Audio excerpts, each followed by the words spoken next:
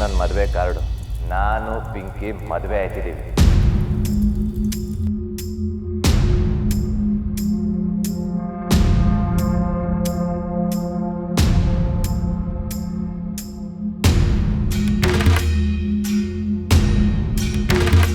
ನಿಮ್ಮ ಹೆಸರು ನಮ್ಮ ಮನದಲ್ಲಿಲ್ಲ.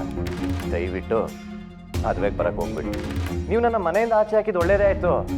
ನಾನು ಪಿಂಕಿ ಒಂದಾಗೋದಕ್ಕೆ ನೀವೇ ದಾರಿ ಮಾಡಿಕೊಟ್ರಿ. ನನ್ನ ರಿಕ್ವೆಸ್ಟ್ ಏನು ಅಂದರೆ, ದಯವಿಟ್ಟು ನಿಮ್ಮ ಕೆಟ್ಟ ಕಣ್ಣನ್ನು ನನ್ನ ಮತ್ತೆ ಪಿಂಕಿ ಮೇಲೆ ಹಾಕಬೇಡಿ ಅಂತ ಹೇಳೋಗೋಣ ಅಂತ ಬಂದೆ.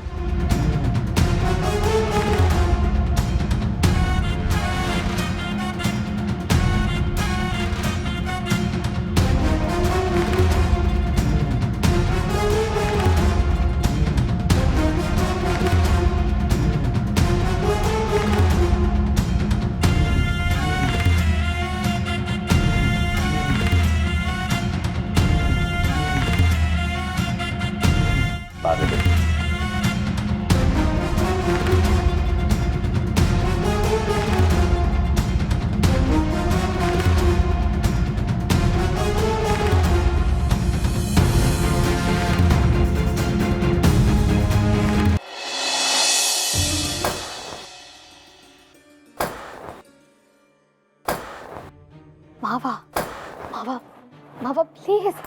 ಶಿವ, ಇವಾಗ ಕಂಬಕ್ಕೆ ಹೊಡೆದ್ರೆ ಏನ ಪ್ರಯೋಜನ? ಹೊಡಿಯೋದಿದ್ರೆ ಆ ಸೀನನಿಗೆ ಹೊಡಿಬೇಕು. ಯಾಕೆ ಹಿಂಗೆ ಕೂಗಾಡ್ತೀರಾ? ಕೋಪ ಮಾಡ್ಕೊಂಡ್ರೆ ಸಮಸ್ಯೆ ಬಗೆಹರಿಯಲ್ಲ. ಮಾವ ಮಾವ ಪ್ಲೀಸ್ ಸಮಾಧಾನ ಮಾಡ್ಕೊ ಮಾವ. ಹೆಂಗ್ ಸಮಾಧಾನವಾಗಿರ್ಲಿ? ನನ್ನ ತಂಗಿ ಸೀನನ್ನ ಉಳಿಸ್ಕೊತಾಳೆ ಅನ್ಕೊಂಡಿದ್ದೆ. ಅವ್ನು ತಿದ್ಕೊಂಡು ವಾಪಸ್ ಮನೆಗೆ ಬರ್ತಾನೆ. ಮಾದಪ್ಪನಂಗೆ ಕ್ಷಮೆ ಕೇಳ್ತಾನೆ. ಆ ಮನೆನಾಗೆ ಉಳ್ಕೊತಾನೆ. ಎಲ್ಲ ಸರಿ ಹೋಯ್ತದೆ ಅಂತ ನಾನೇ ಅನ್ಕೋಬಿಟ್ಟೆ.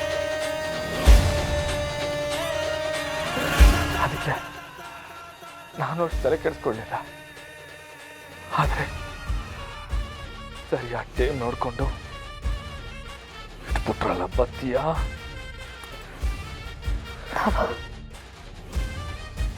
ಅಲ್ಲ, ಮನೆಗೆ ಬಂದು ಕಾರ್ಡ್ ಕೊಟ್ಬಿಟ್ಟು ಹೋಯ್ತಾನೆ ಅಂದ್ರೆ ಅವನ್ಗೆಷ್ಟು ಕೊಬ್ಬು.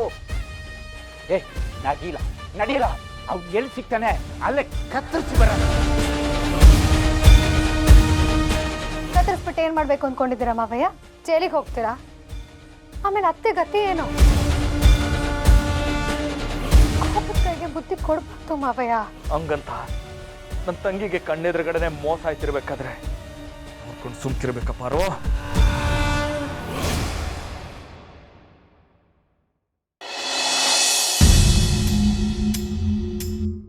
ಸೀನಾ ಸೀನಾ ಸೀನಾ ಸೀನಾ ನಿಂತ್ಕೊಳ್ಳ. ಸೀನಾ ಯಾಕ್ಲಾ ಸೀನಾ ಕೇಳಿಸ್ತಿಲ್ವಲ್ಲ? ಯಾಕ್ಲಾ ನಿಂತ್ಕೊಳ್ಳ?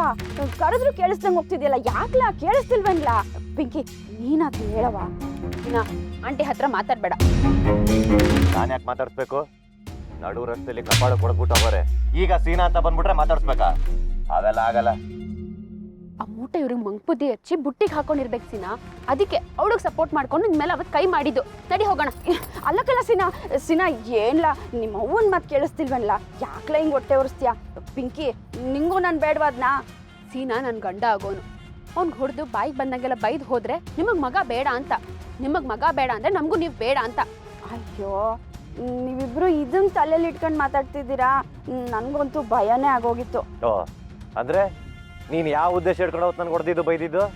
ಸೀನಾ ನನ್ನ ಕಂದ, ಅವತ್ತು ನೀನು ನಿಮ್ಮ ಅಪ್ಪನ ತಾವು ನಡ್ಕೊಂಡಿದ್ದ ವಿಷಯದಲ್ಲಿ ನನಗಿವತ್ತು ಕೋಪನೂ ಐತೆ, ಬೇಜಾರು ಐತೆ. ನನಗೆ ನನ್ನ ಗಂಡನೇ ದೇವರು. ಈಗ ಪಿಂಕಿಗೆ ಗಂಡ ಆಗೋರ ಬಗ್ಗೆ ಯಾರು ಏನಾರು ಅಂದರೆ ನಂಗೂ ಅವಳು ಬೇಡ ಅಂತಾರೆ. ಹಂಗೆ ನನ್ನ ಗಂಡನ ವಿರುದ್ಧ ಹೋಗಿದ್ದು ನನ್ನ ಮಗನೇ ಆದ್ರೂ ಕೋಪ ನೆತ್ತಿಗೆ ಇರ್ತು. ಅದಕ್ಕೆ ಒಂದೇಟು ಹೊಡೆದು ಬೈದ್ನಪ್ಪ. ಈಗಲೂ ಆಟಯ. ನೀನು ನಿಮ್ಮ ಅಪ್ಪನ ಕಾಲಿಗೆ ಬಿದ್ದು ಕ್ಷಮೆ ಕೇಳಿರೆ ನನ್ನಷ್ಟು ಖುಷಿ ಪಡೋರು ಯಾರೂ ಇಲ್ಲ ಗೊತ್ತಾ? ಆ ಸೀನೆಲ್ಲ ಇಲ್ಲ. ಅಯ್ಯೋ ಆ ವಿಷಯ ಬಿಡ್ರಿ. ಈಗ ನಾನು ಬಂದಿರೋದು ನಿಮ್ಮಿಬ್ರು ಮದುವೆಗೂ ಅರ್ಥಣ ಅಂತದ. ನಿಮ್ಮ ಮದುವೆಗೆ ನಂಗೆ ಬರೋಕ್ಕಾಯ್ತದೋ ಇಲ್ವೋ ನಂಗೆ ಗೊತ್ತಿಲ್ವಲ್ಲ. ಅದಕ್ಕೆಯ ನೀವಿಬ್ಬರು ಎಲ್ಲೇ ಇದ್ದರೂ ಸುಖವಾಗಿರಬೇಕು, ಸಂತೋಷವಾಗಿರಬೇಕು ಅಂತವ. ಏನೋ ನಿಂಗೆ ಹೊಡೆದಿದ್ದ ಮಾತ್ರಕ್ಕೆ ಈ ಲೀಲಾ ರಶ್ಮಿಗೆ ಸಪೋರ್ಟ್ ಮಾಡ್ತಾವಳೆ ಅಂತ ಅನ್ಕೋಬೇಡ್ರಿ. ಈ ಕ್ಷಣಕ್ಕೂ ನನಗೆ ನನ್ನ ಸೊಸೆ ಆಗೋಳು ತೆಳ್ಗೆ ಬೆಳ್ಗೆ ಲಂಡನ್ ರಾಣಿ ಇದ್ದಂಗಿರ್ಬೇಕು ಅಂತಲೇ ಆಸೆ. ಹಂಗಿರೋದು ನಮ್ಮ ಪಿಂಕಿನೇ ಅಲ್ವಾ? ಅಲ್ಲಿ ಒಳಗಿರೋ ರಶ್ಮಿನ ಯಾವ ಥರ ನಾನು ಸೊಸೆ ಅಂತ ಒಪ್ಕೊಳಕ್ಕಾಯ್ತದ? ನಡಿ. ಅತ್ತೆ ನಿಜ ಹೇಳ್ತಿದ್ದೀರಾ? ನಮ್ಮ ತಾಯಿ ಸತ್ವಾಗ್ಲೂ ಕಣವ. ಈಗಲೂ ಮದುವೆ ಆದ್ಮೇಲೆ ಸೀನಾ ನನ್ನ ಗಂಡನ ಕಾಲಿಗೆ ಬಿದ್ದು ಕ್ಷಮೆ ಕೇಳ್ತಾನೇನೋ ನಂಬಿಕೆ ಐತೆ.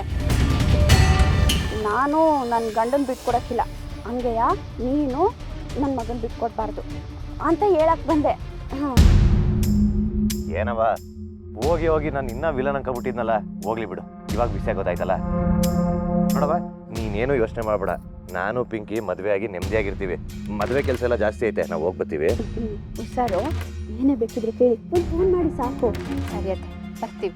ಬರ್ತೀನಿ ಕಣವ, ಹುಷಾರು ನೀನು. ಅಪ್ಪನ ತಪ್ಪು ಕ್ಷಮೆ ಕೇಳೋದು ಮರಿಬೇಡ. ಹೋಗ್ಬರಿ ಹೋಗ್ಬರಿ.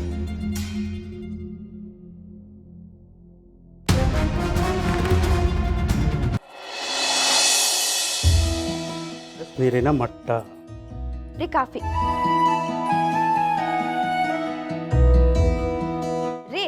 ಏನೇ ಅದು? ಅಯ್ಯ ಅದ್ಯಾಕ್ರಿ ನಾನು ನೋಡಿರೋ ಉರಿದ್ ಬೀಳ್ತೀರಾ? ನಾನು ಉರ್ದು ಇಲ್ಲ ಬೀಳೂ ಇಲ್ಲ. ನೋಡು, ಆರಾಮಾಗಿ ಕೂತ್ಕೊಂಡು ಪೇಪರ್ ಓದ್ತಾ ಇದ್ದೀನಿ. ಆಯ್ತು ಸ್ವಾಮಿ, ಆಯಿತು. ನಾವು ಮಾತಾಡೋದೆಲ್ಲ ತಪ್ಪೆಯ. ನಾನೀಗ ಮಾತಾಡಕ್ಕೆ ಬಂದಿರೋದು ಬೇರೆ ವಿಷಯ.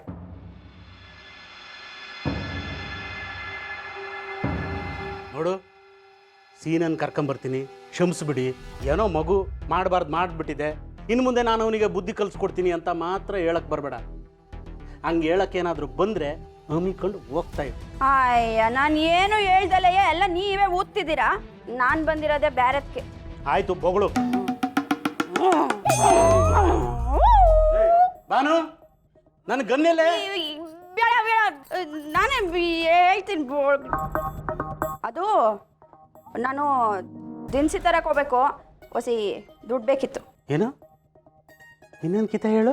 ರೀ, ಅಡುಗೆ ಮಾಡೋಕ್ಕೆ ದಿನಸಿ ಇಲ್ಲ ಕಣ್ರಿ, ತರಕ್ಕೆ ಹೋಗ್ಬೇಕು, ಹೊಸಿ ದುಡ್ಡು ಬೇಕು.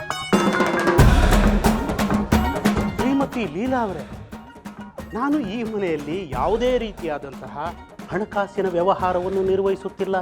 ನನ್ನ ಎಲ್ಲ ಆಸ್ತಿ ಪಾಸ್ತಿ ಹಣನೂ ನನ್ನ ಮುದ್ದಿನ ಸೊಸೆಯಾದ ಶ್ರೀಮತಿ ರಶ್ಮಿಯವರ ಹೆಸರಿಗೆ ಬರೆದಿದ್ದು, ಆ ಕಾರಣಕ್ಕಾಗಿ ಎಲ್ಲ ವ್ಯವಹಾರವನ್ನು ಆಕೆಯೇ ನಿರ್ವಹಿಸುತ್ತಿದ್ದಾಳೆ. ತಮಗೇನಾದರೂ ಕೇಳುವುದಿದ್ದರೆ ನಂಬಿಕೊಂಡು ಅವರ ಹತ್ರನೇ ಕೇಳಬೇಕು ಅಂತ ನಾನು ಪ್ರಾರ್ಥಿಸುತ್ತೇನೆ. ಓ, ನಾನು ಈ ವಯಸ್ಸಲ್ಲಿ ಹೋಗಿ ಅವಳು ತಾವು ಕೈ ಹೊಡ್ತೀನಿ. ನೀನು ಸೊಸೆ ಅಂತ ಒಪ್ಕೊಂಡ್ರೆ ನೀನು ಕೈ ಒಡ್ಡೋದು ಬೇಕಾಗಿಲ್ಲ, ಅವಳೇ ಬಂದು ಕೊಡ್ತಾಳೆ. ಆಗಕ್ಕಿಲ್ಲ, ನಾನು ಒಪ್ಕೊಳಕ್ಕಿಲ್ಲ. ರಶ್ಮಿ,